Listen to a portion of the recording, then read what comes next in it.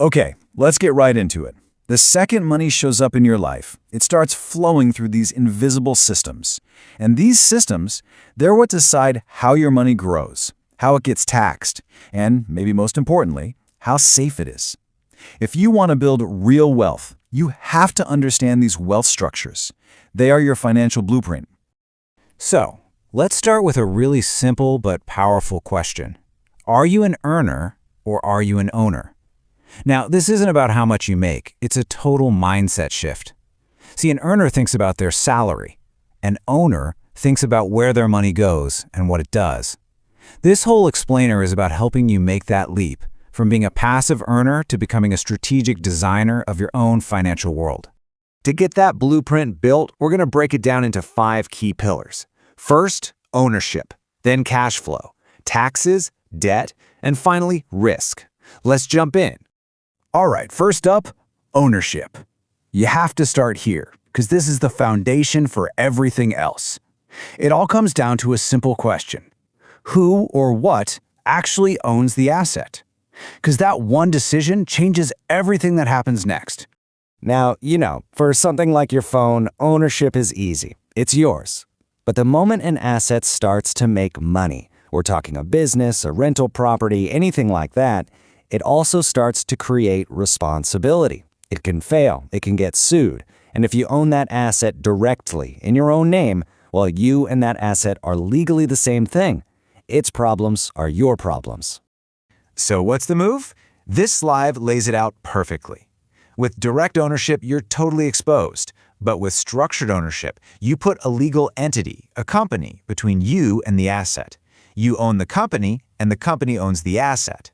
Think of it like putting the asset inside a protective box. If someone comes and kicks the box, you don't feel a thing. That legal barrier is the entire point. And this, right here, this is the core idea of this whole section. The asset itself, the business, the building, it's exactly the same. But the legal container, that wrapper you put it in, that changes everything about its risk, its taxes, and how it's controlled. The container is just as important as what's inside it. So, just to sum it up, a good ownership structure gives you protection, right? It creates that barrier. It also lets you define control, because believe me, owning 50% doesn't always mean you have 50% of the say. It completely changes your tax situation, and it lets you separate your assets, putting each one in its own box so if one goes down, it doesn't drag everything else down with it. Let's move on to our second pillar and see how this all connects. Cash flow. This is not about how much money you make. It's about deciding, ahead of time, exactly where that money is going to go. So a cash flow structure is basically an intentional plan for your money's journey. See, without a plan, money just kind of drifts towards your lifestyle. You get a raise, and somehow your expenses just expand to meet it. You're making more, but you're not really getting anywhere. A structure turns that natural drift into a deliberate direction. Now, this slide is really interesting because it shows the path most of us just naturally fall into. Your income comes in, you pay your bills, maybe upgrade your lifestyle a little, and then whatever's left over, maybe you save. This system resets every single month. It's totally dependent on that next paycheck. It's fine for staying afloat, but it doesn't build any forward momentum. But look at this. This is the simple, powerful change. In a wealth-building flow, you just flip the order. Income comes in, and the very first thing it does is buy or feed your assets, your investments, your business. Your lifestyle gets funded with what's left over after that. It's such a small change in sequence, but it completely transforms your financial future. The end result? Your cash flow stops being this straight line that just ends every month. It starts to become a self-supporting loop. Your income buys assets. Then, those assets start to generate their own income. And that new income, it helps you buy even more assets. The system actually starts to feed itself. Okay, on to our third pillar, taxes. Here's the critical thing to get. The tax system does not treat all money the same. How your money is structured fundamentally changes how it's classified, and because of that, how it's taxed. So a tax structure is all about knowing that the path your money takes actually matters. Most people only experience taxes one way. You get a paycheck, and the money is just gone. It's taken out immediately. It feels like this unavoidable thing, but that's only one classification of income. This table just makes the difference so incredibly clear. The salary you get from your labor, it's taxed right away, no questions asked.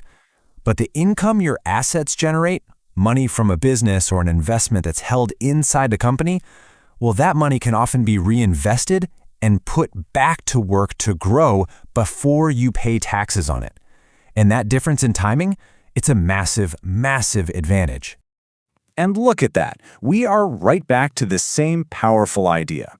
A dollar is not just a dollar. Depending on that legal wrapper, it can be classified as salary or a dividend or a capital gain. The number might be the same, but the classification changes everything about the taxes you'll end up paying. Let's keep it moving. Pillar number 4, debt.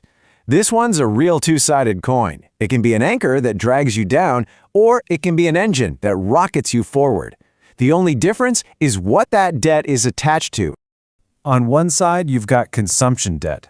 This is money you borrow for stuff that goes down in value. Cars, vacations, you name it.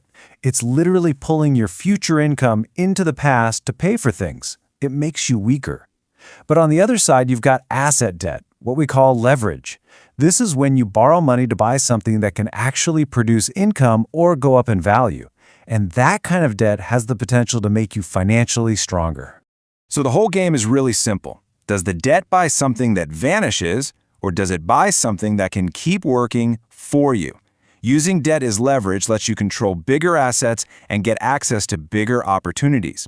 Now, of course, it also increases your risk, which is why the quality of that asset you're buying is absolutely everything. And that brings us perfectly to our final pillar, risk. See, building wealth isn't just about growth, it's about being resilient. A risk structure is all about building firewalls into your financial life so that one single problem doesn't cause a total system collapse. Look, the goal is not to eliminate risk. That's impossible. The goal is to contain it. When you don't have any structure, everything is connected. A bad business deal can put your personal savings at risk. But with the right structure, you make sure that each risk stays in its own lane. This is the perfect way to think about it. It's the firewall principle. Putting an asset in its own company creates what's called limited liability. It's a firewall, so if a fire starts in the kitchen, if one business has a major problem, the damage stops there. It doesn't spread and burn down the rest of your house. And this, right here, this might be the most important takeaway of all. Everyone makes mistakes. Markets go sideways. Projects fail. The real difference between the people who succeed in the long run and those who don't is whether their structure is built to survive those inevitable bad decisions. Resilience is what preserves wealth. So you see how all 5 of these pillars, ownership, cash flow, taxes, debt, and risk, they aren't separate things. They're all interconnected parts of one single system. A system you design not just for growth, but for protection, for efficiency, and for resilience. So that brings us right back to the beginning. Your blueprint is empty. Which of these structures will you draw first?